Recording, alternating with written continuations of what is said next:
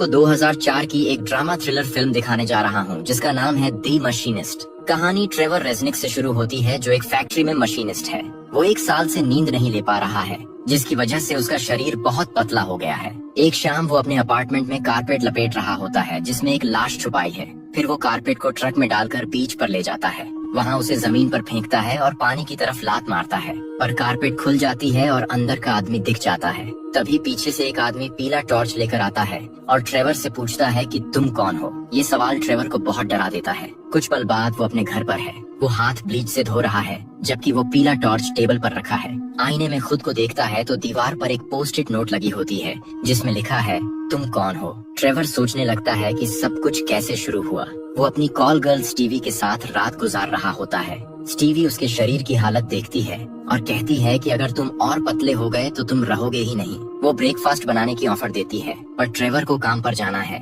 इसलिए वो चला जाता है और उसे अच्छी टिप देता है। फैक्ट्री में ट्रेवर सुनता है कि उसका सुपरवाइजर टकर मिलर को डांट रहा है क्योंकि मिलर ने मशीन बंद करके साफ की थी। ये टाइम वेस्ट है। ट्रेवर बीच में बोलता है कि ये सेफ्टी रेगुलेशंस की वजह से किया जाता है, इसलिए टकर मिलर को छोड़ देता है और ट्रेवर को कहता है कि अब तुम मेरी गंदी लिस्ट में हो। शिफ्ट खत्म होने पर सारे मशीनिस्ट पोकर नाइट प्लान करते हैं और ट्रेवर को भी बुलाते हैं, पर वो जैसे हमेशा मना कर देता है। सहकर्मी उसे मजाक में कहते हैं कि तू स्पॉइल स्पोर्ट है। वे सोचते हैं कि आर्थर पहले ऐसा नहीं था। आधी रात को ट्रेवर एयरपोर्ट तक ड्राइव करता है अपने फेवरेट डाइनर में कॉफी पीने। वहाँ उसे वेट्रेस मैरी बहुत पसंद है। वो भी स्टीवी वाली बात कहती है कि अगर तुम और पतले हो गए तो तुम रहोगे ही नहीं। ट्रेवर को अचानक डेजा व्यू महसूस होता है पर वो इग्नोर करता है। वो मैरी से बात करता है और थोड़ा फ्लर्ट भी करता है जब वो उसे पाई लाती है ताकि वो वजन बढ़ाए।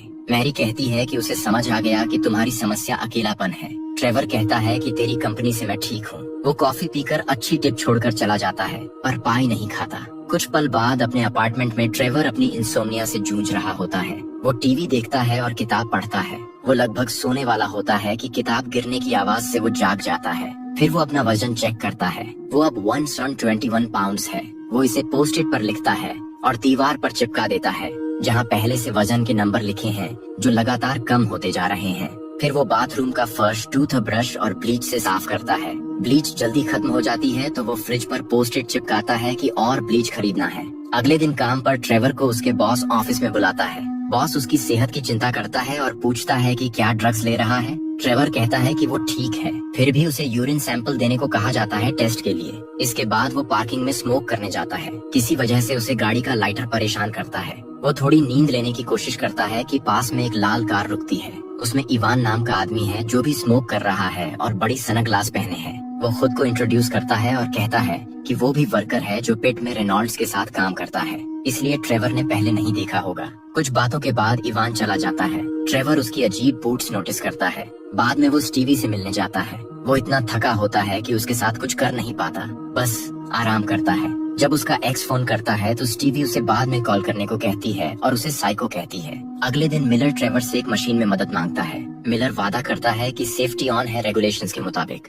ट्रेवर आधा ध्यान देकर काम करता है और बाकी वर्कर्स को देखता रहता है। वो इवान को पास काम करते देखता है। अचानक इवान गले काटने का इशारा करता है। ट्रेवर चौंक कर पीछे हटता है और गलती से वो मशीन चालू कर देता है जिस पर वो काम कर रहे थे। मिलर का हाथ उसमें फंस जाता है और वो उसे निकाल नहीं पाते जब तक बहुत देर हो जाती है। मिलर का हाथ कट जाता है। सुपीरियर्स को मदद के लिए फोन करने के बाद ट्रेवर इवान को चेक करता है पर वो गायब है। घर लौटकर वो हाथ ब्लीच से धोता है और टॉयलेट में उल्टी करता है। फिर अपना वजन 119 पाउंड्स लिखता है। डिनर करते वक्त वो एक लेटर खोलता है जिसमें लिखा है कि अगर कर्ज नहीं चुकाया तो बिजली कट जाएगी। ट्रेवर एक और पोस्ट इट नोट बनाता है कि यूटिलिटीज पेमेंट याद रखना है। फ्रिज पर चिपकाने जाता है तो पहले से एक छोटा कागज लगा होता है जिसमें हैंगमैन गेम शुरू है।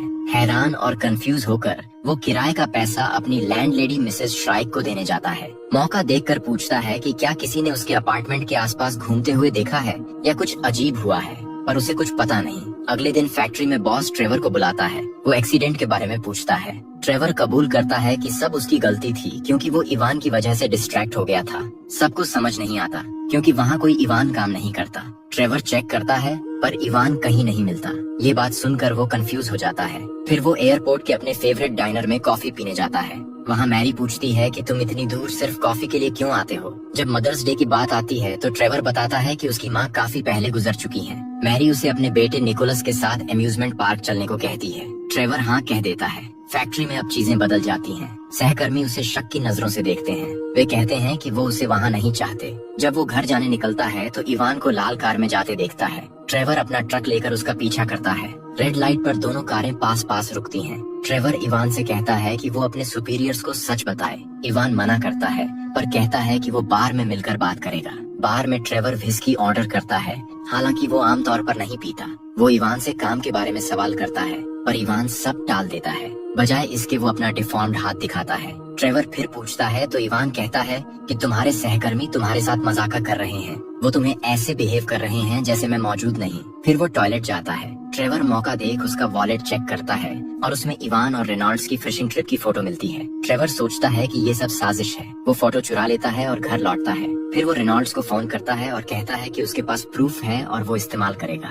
रेनॉल्ड्स फोन काट देता है। किचन में जाता है तो हैंगमैन नोट पर आगे लिखा होता है। स्टिक फिगर को अब सिर और बॉडी मिल चुकी है और आखिर में ई और आर अक्षर जुड़ गए हैं। घबराकर ट्रेवर नोट कचरे में फेंक देता है और स्टीवी से मिलने जाता है। स्टीवी पहले कहती है कि 1 घंटे बाद आना क्योंकि मेहमान है, पर ट्रेवर की मिन्नत पर वो देखभाल करती है। ट्रेवर उसे एक्सीडेंट और सहकर्मियों की बात बताता है। वो कहता है कि वो उन्हें दोष नहीं देता क्योंकि वो भी उन्हें वहाँ नहीं चाहते, पर ये छोटे छोटे गेम बहुत अजीब हैं। तभी उसे हैंगमैन का जवाब टक्कर लगता है, पर स्टीवी कहती है कि अगर वो उसे बाहर करना चाहते तो पहले ही निकाल देते। मदर्स डे आता है और ट्रेवर मैरी और उसके बेटे निकोलस के साथ अम्यूजमेंट पार्क जाता है। कैरोसेल के सामने उनकी फोटो लेते वक्त उसे पास में कुछ अजीब चमक दिखती है। वो डिस्ट्रैक्ट हो जाता है। मैरी पूछती है तो वो कहता है कि बचपन में यहाँ आता था इसलिए नॉस्टैल्जिक हो गया। मजा बीच में रुक जाता है जब मैरी को उसके एक्स का फोन आता है। ट्रेवर निकोलस को राइड पर ले जाने की ऑफर देता है ताकि वो अकेले बात कर सके। रास्ते में वो बच्चे से कहता है कि उसका पापा बचपन में उसे छोड़ गया था। वो तब समझा कि माँ कितना कुछ करती थी, इसलिए निकोलस को भी मैरी की कद्र करनी चाहिए। जो राइड ट्रेवर चुनता है वो हॉरर थीम वाली है और नाम है रूट 666। शुरू में सजावट नॉर्मल है पर जल्दी ही बहुत डरावनी हो जाती है। शरीर के हिस्से कटते हैं, फांसी पर लटका आदमी, मोटेल में गंदे काम और बहुत रियलिस्टिक कार क्रैश का सीन। जब हेल और सल्वेशन के रास्ते में से चुनने का मौका आता है तो निकोलस ट्रेवर की मिन्नत को न मानकर हेल चुनता है। फ्लैशिंग लाइट्स की वजह से ट्रेवर को बहुत अजीब चीजों के विजन आने लगते हैं और निकोलस को एपिलेप्टिक सीजर पड़ जाता है। ट्रेवर उसे उठाता है और मदद के लिए चीखता हुआ बाहर भागता है, पर मैरी आ जाती है और कहती है कि एम्बुलेंस की जरूरत नहीं, ये नॉर्मल है और जल्दी ठीक हो जाएगा। कुछ पल बाद ट्रेवर उन्हें अपने ट्रक से घर छोड़ता है। मैरी निकोलस को सुलाने के बाद उसे अंदर आने और ड्रिंक लेने को कहती है। ट्रेवर उसके लिविंग रूम में एक अजीब क्लाउन जैसी मूर्ति और खूबसूरत ग्लास बाउल देखता है। उसे फिर डेजा व्यू महसूस होता है। जब मैरी ग्लास लेकर आती है तो पूछती है कि तुम इतनी बड़ी टिप्स क्यों देते हो। ट्रेवर कहता है कि मैं तुम्हारी कंपनी का शुक्रिया अदा करना चाहता हूँ। मैरी कहती है कि तुम्हें मेरी कंपनी खरीदने की जरूरत नहीं, बस कभी मुझे मूवी पर ले चलो। ट्रेवर हाँ कहता है और ज्यादा वाइन डालने किचन में जाता है। वहाँ उसे मदर्स डे का कार्ड मिलता है जिसमें वही स्टिक फिगर है जो उसके हैंगमैन नोट पर था।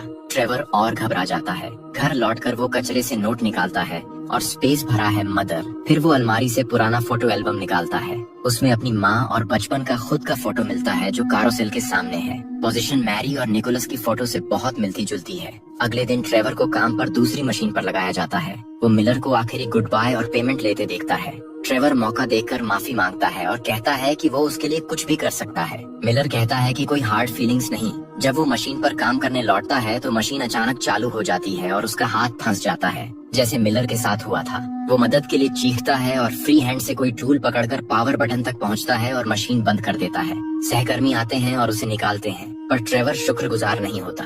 वो सीन बनाता है और सोचता है कि किसी ने जानबूझकर ऐसा किया। जब रेनॉल्ड्स कहता है कि वो फिर कल्पना कर रहा है तो ट्रेवर इवान के बारे में पूछता है। वो वॉलेट में फोटो ढूंढता है जो साजिश साबित करे, पर वो नहीं मिलती। टक्कर आता है और ट्रेवर आखिर गुस्सा होकर उसे मशीन पर धक्का देता है और मारने की कोशिश करता है। सहकर्मी उन्हें अलग करते हैं और टक्कर उसे फाइनल फायर कर देता है। घर लौटकर पता चलता है कि बिजली कट गई है क्योंकि बिल नहीं भरा। वो पीला टॉर्च लेकर पूरी जगह ढूंढता है कि फोटो मिले, पर नहीं मिलती। फ्रिज से काला लिक्विड बह रहा है पर वो नोटिस नहीं करता। फिर वो बाहर जाता है पर इवान नहीं मिलता। बाथरूम में हाथ ब्लीच से धोते वक्त उसे एक स्टॉल के नीचे परिचित बूट्स दिखते हैं। वो दरवाजा खोलता है तो एक जोड़ा इंटीमेट होता हुआ मिलता है। इसके बाद वो स्टीवी से मिलने जाता है। उसकी आंख में चोट का निशान होता है। वो कहती है कि ये उसका काम का हादसा है। उनके प्यार के बाद स्टीवी पूछती है कि कब मुझे इस जिंदगी से बचाओगे। वो तैयार है कॉल गर्ल छोड़ने को अगर ट्रेवर चाहे। ट्रेवर हाँ कहता है। घर लौटकर वो लालटेन जलाकर बिजली की कमी पूरी करता है। जब दरवाजा जोर से खुलने की आवाज आती है तो वो डर जाता है, पर वो सिर्फ मिसेस श्राइक है। वो कहती है कि उसकी अपार्टमेंट में लीक है और शायद ट्रेवर के घर से आ रही है। वो बदबू भी नोटिस करती है। ट्रेवर कहता है कि कोई लीक नहीं और उसे भेज देता है। फिर किचन में जाता है तो फ्रिज से खून बह रहा है और हैंगमैन नोट पर आगे लिखा है, अब I और L जुड़ गए हैं। इस बार ट्रेवर सोचता है कि जवाब मिलर है। अगले दिन ट्रेवर मिलर के घर जाता है। उसे इल्जाम देता है कि उसने जानबूझकर मशीन चालू की ताकि बदला ले सके। मिलर इग्नोर करता है। ट्रेवर जोर देने पर मिलर उसे ग्रॉइन पर मुक्का मारता है और प्रॉपर्टी से बाहर निकाल देता है। बाहर ट्रेवर को इवान लाल कार में इंतजार करता मिलता है। ट्रेवर सोचता है कि वो मिलर के साथ मिला हुआ है। वो ट्रक में दौड़ता है और उसका पीछा करता है। कंट्री साइड तक पीछा करता है और नंबर प्लेट देख लेता है। पैसेंजर सीट पर कोई और बैठा होता है जो उसे डिस्ट्रैक्ट करता है। ट्रेवर लगभग दूसरी ट्रक से टकराने वाला होता है। खुशकिस्मती से बच जाता है, पर उसकी गाड़ी अब चलने से मना कर देती है। इवान भाग निकलता है। वो शहर लौटता है और डीएमवी से नंबर प्लेट की जानकारी लेने जाता है।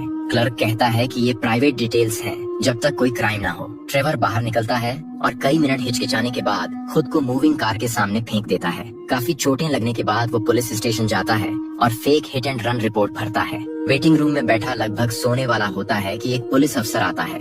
वो बताता है कि नंबर प्लेट चेक की तो वो कार ट्रेवर के नाम पर रजिस्टर्ड है। वो 1 साल पहले रेक हुई बताई गई थी। ट्रेवर फिर डिसोरिएंट हो जाता है। पुलिस अफसर बताता है कि फेक रिपोर्ट भरना फेलनी है। ट्रेवर गिरफ्तारी से बचने के लिए भागने लगता है।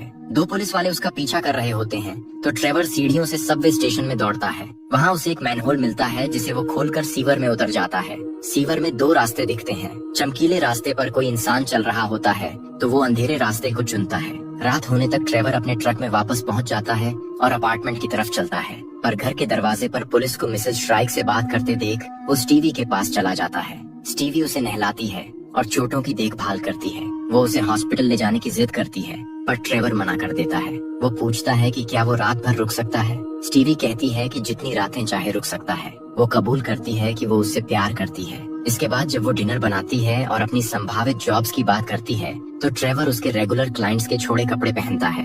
अलमारी में उसे परिचित बूट्स मिलते हैं। उसका मूड और खराब होता है जब उसे इवान और रेनॉल्ड्स की फोटो फ्रेम में मिलती है। वो गुस्से में सीन बनाता है। स्टीवी पर इल्जाम लगाता है कि वो इवान की एक्स है और उसे कहीं छुपा रही है। वो सोचता है कि इवान उसकी पूर्व गर्लफ्रेंड के साथ सोने की वजह से उससे बदला ले रहा है। स्टीवी समझ नहीं पाती। वो कहती है कि ये फोटो तुमने ही टिप में दी थी और मुझे लगा कि तुम चाहते हो कि मेरे पास तुम्हारी तस्वीर रहे। ट्रेवर अब कंफ्यूज हो जाता है। वो समझ नहीं पाता कि स्टीवी बार बार क्यों कह रही है कि रेनॉल्ड्स के साथ वाला आदमी इवान नहीं बल्कि ट्रेवर खुद है।